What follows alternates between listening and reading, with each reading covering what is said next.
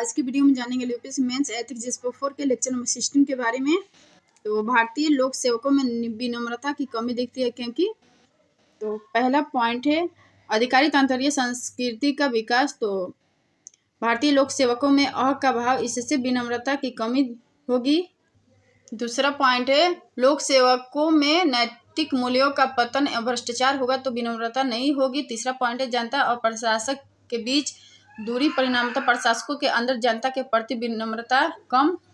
और जनता प्रथम की भावना में देखेंगे तो पहला पॉइंट है लोक सेवकों के लिए जनता प्राथमिक है, और दूसरा पॉइंट नीतियों का मूल्यांकन जन कल्याण की दृष्टि से, और तीसरा पॉइंट है जनता के प्रति संवेदनशील होना।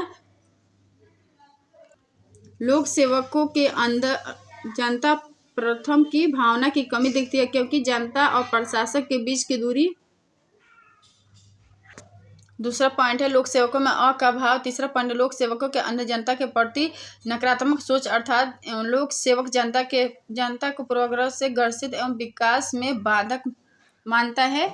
और चौथा पॉइंट है लोक सेवकों को जवाबदेह बनाने के साथ नागरिक चार्टर को प्रोत्साहन। पांचवा पॉइंट है प्रशासन के राजनीतिकरण पर रोक लगे, इसके लिए स्थानांतरण एवं पदोन्नति को संबंध में निर्णय लेने के लिए स्वतंत्र एजेंसी का गठन हो। छठा पॉइंट प्रशासनिक और भ्रष्टाचार पर रोक लगे।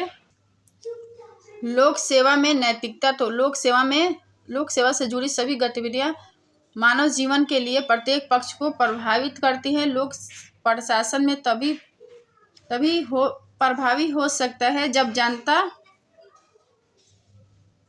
लोक सेवक के बीच संबंध सहयोगात्मक हो। एक अच्छे नागरिक समाज में लोगों का संबंध इस बात से निर्धारित होता है कि उनके सरकार कितनी कुशल एवं न्यायसंगत है। सरकार न्यायसंगत तभी हो सकती है जब लोक सेवा में नैतिकता हो। वस्तुतः प्रशासन में नैतिकता के लिए कुछ नैतिक संहिता निर्धारित की गई है, जैसे लोक सेवकों को जनहित को महत्व देना चाहिए तथा जनता को प्रथम मानना चाहिए। और नेक्स्ट पॉइंट है लोक सेवक संवैधानिक एवं लोकतांत्रिक मूल्यों के प्रति प्रतिबद्ध बने रहे तथा अपने आप को विनम्र बनाए रखे, और अपने कार्यों का मूल्यांकन जन कल्याण के आधार पर करे तथा जवाबदेहिता को स्वेच्छा से स्वीकार करे ले, और जनता के अधिकारों को महत्व दे तथा जनता से जुड़ने की पहल स्वयं करे। और एक लोक सेवक को जनता के प्रति संवेदनशील होना चाहिए तथा केयरिंग प्रवृत्ति का होना चाहिए। लोक सेवा में नैतिकता की कमी है। तो पहला पॉइंट लोक सेवा में बढ़ता भ्रष्टाचार, लोक सेवकों में अ की भावना, और तीसरा पॉइंट लोक सेवक एवं जनता के बीच की दूरी तथा जनता के प्रति नकारात्मक सोच। लोक सेवकों में विनम्रता का भाव, लोक सेवकों में संवैधानिक एवं लोकतांत्रिक मूल्यों की उपेक्षा का भाव, और संवैधानिक पद एवं सार्वजनिक धन का दुरुपयोग, और निजी हित एवं सार्वजनिक हित के बीच संघर्ष की स्थिति में निजी हित को महत्व देना। जनता प्रथम की भावना का अभाव, पारदर्शिता, नए परिवर्तन एवं जवाबदेहिता की कमी। लोक सेवा में नैतिकता के पतन के कारण तो सामाजिक एवं पारिवारिक कारण, दूसरा है राजनीतिक कारण, तीसरा है प्रशासनिक कारण, और सामाजिक एवं पारिवारिक कारण में देखेंगे तो भ्रष्टाचार को सामाजिक मान्यता। दूसरा पॉइंट है किसी व्यक्ति के प्रतिष्ठा का मूल्यांकन भौतिक संसाधनों के आधार पर होना। तीसरा पॉइंट है सामाजिक एवं पारिवारिक मूल्यों का पतन, और चौथा पॉइंट नैतिक एवं मूल्यात्मक शिक्षा का अभाव। राजनीतिक कारण तो प्रशासन का राजनीतिकरण और प्रशासन पर राजनीतिक दबाव या कानून का दुरुपयोग, राजनीतिक हित के संदर्भ में करने पर बल, और पदोन्नति और स्थानांतरण के आधार राजनीतिक पहुंच को मानना।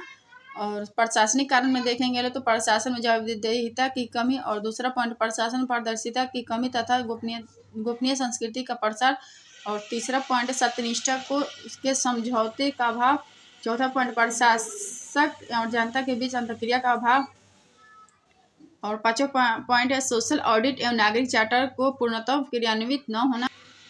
लोक सेवा में मूल्यों का संघर्ष। तो लोक सेवा में मूल्यों का संघर्ष सामान्यतः लोक नीति को लेकर होता है। मूल्यों में संघर्ष इस बात को लेकर होता है कि लोक नीतियाँ कहाँ तक सही है, और मूल्यों के संघर्ष को निम्नलिखित उदाहरण से समझा जा सकता है। पहला है अवसर की समानता को प्रोत्साहन देने के लिए किए जाने वाले प्रयास से क्षमता, दक्षता तथा समानता जैसे मूल्यों के बीच संघर्ष उत्पन्न हो जाता है।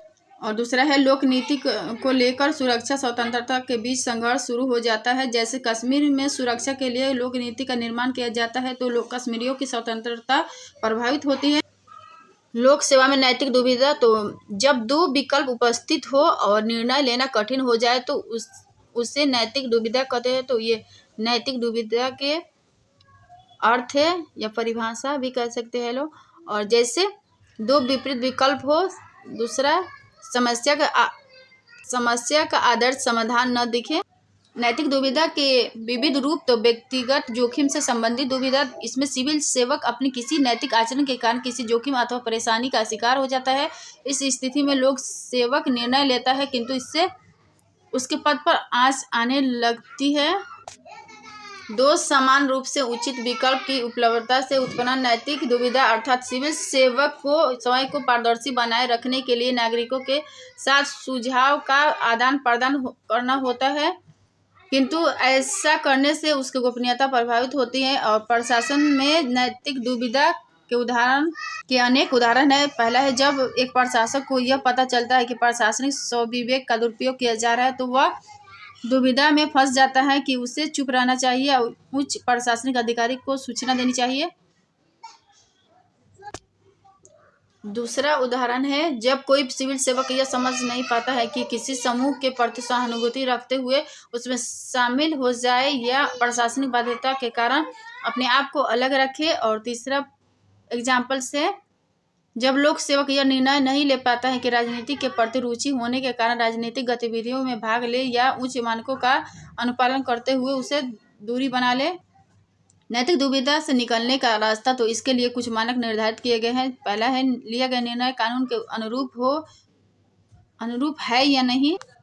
दूसरा है संवैधानिक एवं लोकतांत्रिक मूल्यों के अनुरूप निर्णय लिया जाए। और तीसरा है निर्णय लेते समय वंचित वर्ग के कल्याण को ध्यान में रखा जाए। और चौथा पॉइंट सामाजिक न्याय, समावेशी विकास, सामाजिक सशक्तिकरण को ध्यान में रखकर निर्णय लिया जाए। और पांचवा पॉइंट है निर्णय लेते समय समाज से पूछना चाहिए कि आपके निर्णय का सार्वजनिक जीवन पर कैसा प्रभाव पड़ेगा। और छठा पॉइंट लिए गए निर्णय की समीक्षा की जाए कि परिणाम कैसा है। और सातवां पॉइंट समाज से पूछना चाहिए कि समय के द्वारा लिए गए निर्णय या कदम से समय की सामाजिक प्रतिष्ठा पर कैसा प्रभाव पड़ेगा। और आठवां पॉइंट है किसी कदम को उठाने से पहले यह विचार करना पड़ेगा कि इस कदम का समाज के निचले पायदान पर खड़े व्यक्ति पर कैसा प्रभाव पड़ता है। और पॉइंट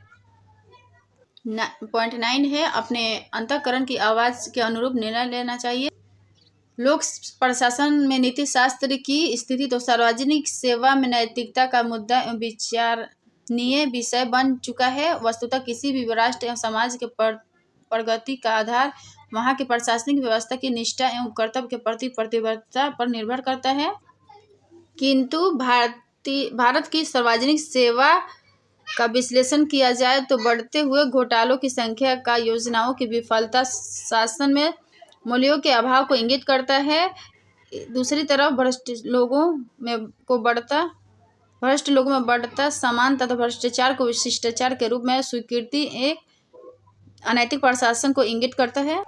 इसीलिए लोक सेवकों से अपेक्षा की जाती है कि वह पहला है संविधान में निहित भावना के अनुरूप कार्य करे। दूसरा पॉइंट उससे यह अपेक्षा की जाती है कि वे धर्म, जाति, क्षेत्र तथा भाषा जैसी संकीर्ण सोच से ऊपर उठकर राष्ट्र विकास में योगदान करें। पॉइंट थर्ड है लोक सेवकों को नियम और कानून का अनुपालन करने के साथ स्वयं को अनुशासित रखे और सार्वजनिक हित के आधार पर अपने कार्यों का मूल्यांकन करें। चौथा पॉइंट है जनता प्रथम की भावना से प्रभावित हो। वस्तुतः नैतिकता की प्रश्न के 3 आयाम है।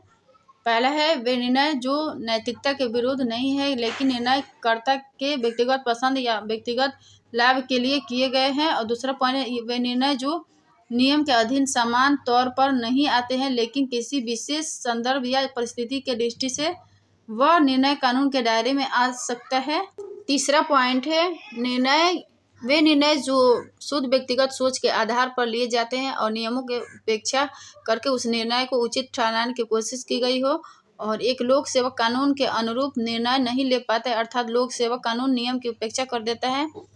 तो क्योंकि लोक सेवक पर राजनीतिक दबाव है और दूसरा पॉइंट है प्रशासन का राजनीतिकरण तथा प्रशासन राजनेता एवं अपराधियों का गठजोड़ होता है।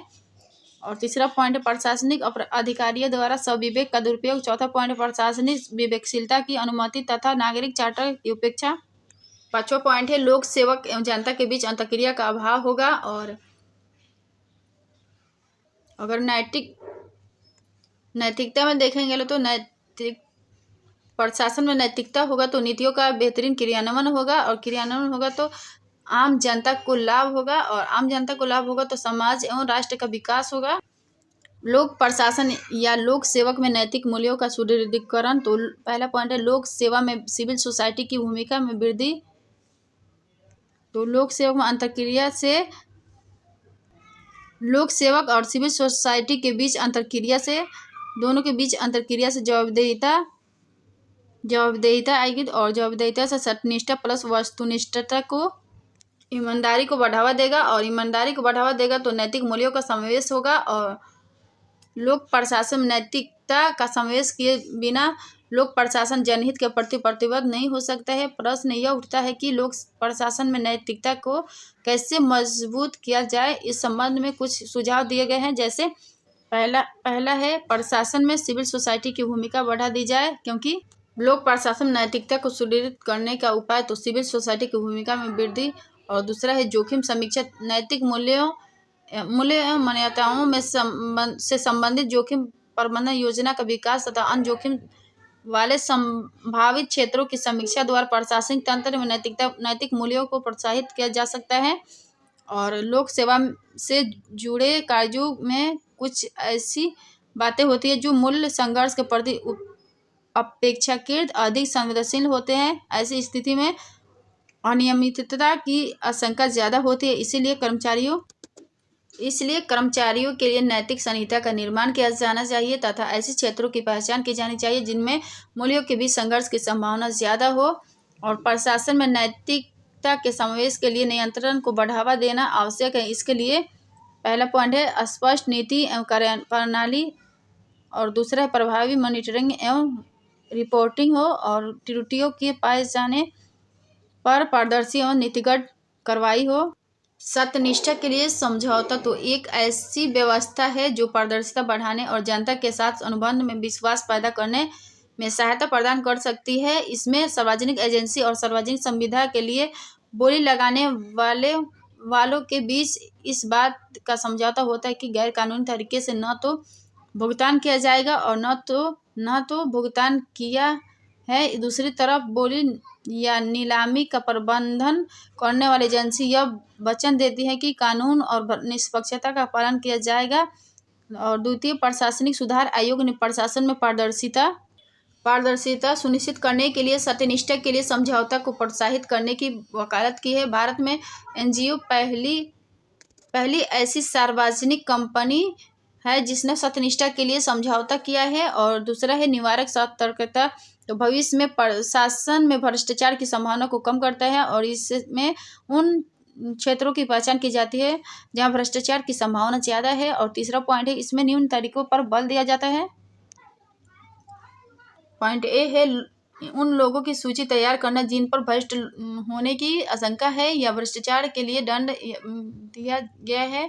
और पॉइंट बी है संवेदनशील विभाग या संगठन से जुड़े बिचौलियों को मॉनिटरिंग करना। और पॉइंट सी है आय एवं संपत्ति की वार्षिक रिपोर्ट तैयार करना।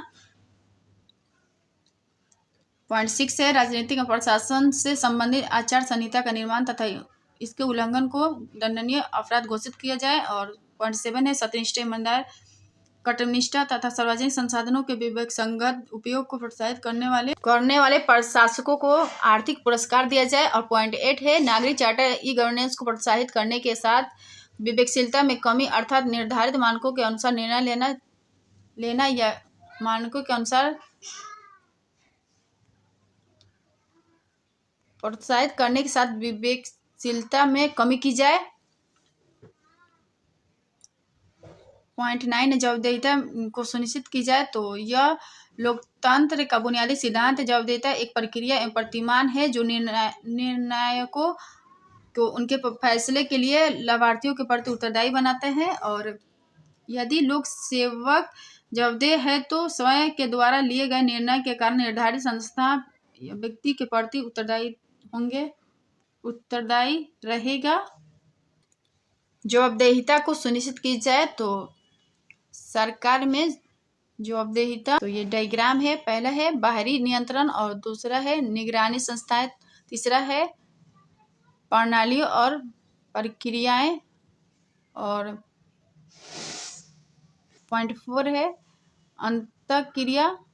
आंतरिक नियंत्रण। पॉइंट 5 है कानूनी और नियामक ढांचा, और पॉइंट 6 है हितधारक। तो ये सारे पॉइंट सरकार के जवाबदेहिता में होनी चाहिए। और जवाबदेहिता के लिए प्रावधान तो सामान्य वित्तीय नियम और सूचना का अधिकार और नागरिक घोषणा पत्र, प्रशासन का डिजिटलीकरण। नॉर्मन विंसेंट ने अपनी किताब the power of ethical management में निर्णय में नैतिकता को बनाए रखने के लिए कुछ मानक निर्धारित किए और यह कहा कि निर्णय लेते समय लोक सेवक को यह सोचना चाहिए कि क्या यह निर्णय वैधानिक है, दूसरा क्या यह निष्पक्ष है, और पॉइंट सी, यदि निर्णय ले लिया गया हो तो लोक सेवक से पूछना चाहिए कि क्या लोक सेवक समाज में सम्मान के साथ जी पाओगे। तो महात्मा गांधी जी के प्रशासन में नैतिकता के मजबूती के लिए प्रशासनिक अधिकारियों को एक मंत्र दिया कि जब भी तुम्हें संदेह हो या तुम्हारा अहम तुम्हारे ऊपर हावी होने लगे तो यह कसौटी आजमाओ कि जो सबसे गरीब और कमजोर आदमी हो आपने देखा है उसे याद करो और अपने दिल से पूछो कि जो कदम उठाने जा रहे हो वह उस आदमी के लिए कितना उपयोगी होगा। तब आप देखोगे कि आपका संयम मिट रहा है और आपका अहम समाप्त हो रहा है। नैतिक मार्गदर्शन के रूप में कानून एवं अंतर आत्मा की भूमिका। तो नैतिक मार्गदर्शन के रूप में कानून महत्वपूर्ण होता है और कानून प्रशासक के लिए महत्वपूर्ण होता है। इसीलिए कानून का निर्माण करते समय कुछ बातों को ध्यान में रखा जाना चाहिए, जैसे कानून निर्माताओं को तर्कपूर्ण ढंग से कार्य करना चाहिए और कानून को मानव स्वभाव के अनुरूप होना चाहिए और कानून ऐसा होना चाहिए जिसका भौतिक और नैतिक रूप से पालन करना संभव हो और कानून को संविधान एवं लोकतांत्रिक मूल्यों से सुसंगत होना चाहिए। कानून सरल हो, स्पष्ट हो तथा लोगों की समझ में आना चाहिए और कानून को न्यायपूर्ण होना चाहिए तथा समय के अनुरूप कानून में परिवर्तन होते रहना चाहिए। और भारत में निर्मित कानून जटिल है तथा आम जनता की समझ से परे है, इसलिए भ्रष्टाचार की संभावना ज्यादा है। नैतिक मार्गदर्शक के रूप में अंतःकरण की भूमिका। तो अंतःकरण की आवाज सदैव सत्य की ओर उन्मुख होती है, इसलिए किसी भी निर्णय या कदम को उठाने से पहले अंतःकरण की आवाज सुननी चाहिए और लोक सेवक अपने अंतःकरण की आवाज की उपेक्षा कर देता है, क्योंकि पहला पॉइंट ए है लोक सेवक पर राजनीतिक दबाव है और दूसरा पॉइंट है पॉइंट बी, अंतःकरण की आवाज सुनने से कई बार निजी हित की उपेक्षा हो जाती है। और पॉइंट सी है पारिवारिक या सामाजिक दबाव के कारण अंतःकरण की उपेक्षा करनी पड़ती है। अंतर्राष्ट्रीय नैतिकता। तो अंतर्राष्ट्रीय नैतिकता का अर्थ है कि अंतर्राष्ट्रीय स्तर पर उठाए जाने वाले कदम का नैतिक होना। वस्तुतः अंतर्राष्ट्रीय नैतिकता को बनाए रखने के लिए यह आवश्यक है कि प्रत्येक देश अन्य देशों की संप्रभुता का सम्मान करे। दूसरा पॉइंट है मानवाधिकार का संरक्षण। तीसरा पॉइंट वैश्विक संसाधनों का अनुकूलतम दोहन करने के साथ उसका न्यायसंगत वितरण हो। और पॉइंट 4 है अंतर्राष्ट्रीय समझौते का पालन कर तथा उस समझौते में गरीब देशों को रियायत देना। और पॉइंट 5 है किसी देश के आंतरिक मामलों में हस्तक्षेप न करना। यदि हस्तक्षेप किया जाता है तो उसका उद्देश्य लोकतांत्रिक मूल्यों का सम्मान करने के साथ मानवाधिकार की सुरक्षा होनी चाहिए। और प्रश्न यह उठता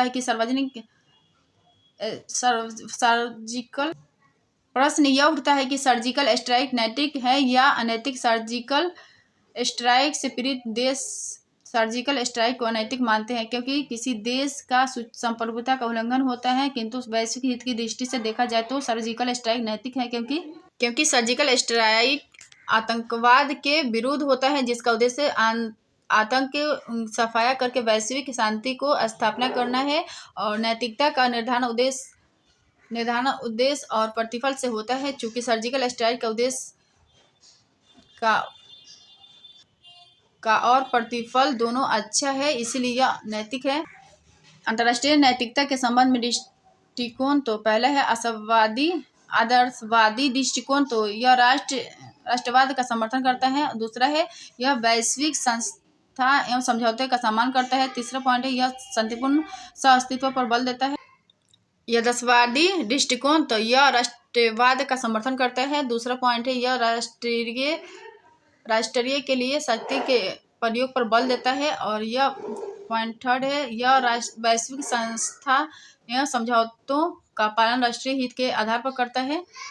और समाजवादी दृष्टिकोण में देखेंगे तो यह राष्ट्रवाद का समर्थन करता है और यह विश्व के सभी नागरिक को महत्व देता है। और तीसरा पॉइंट यह किसी भी देश में होने वाले अत्याचार या असमान व्यवहार को एक दृष्टि से देखता है। तो अगर वीडियो पसंद है तो like share comment and subscribe कर दीजिएगा। लो थैंक यू।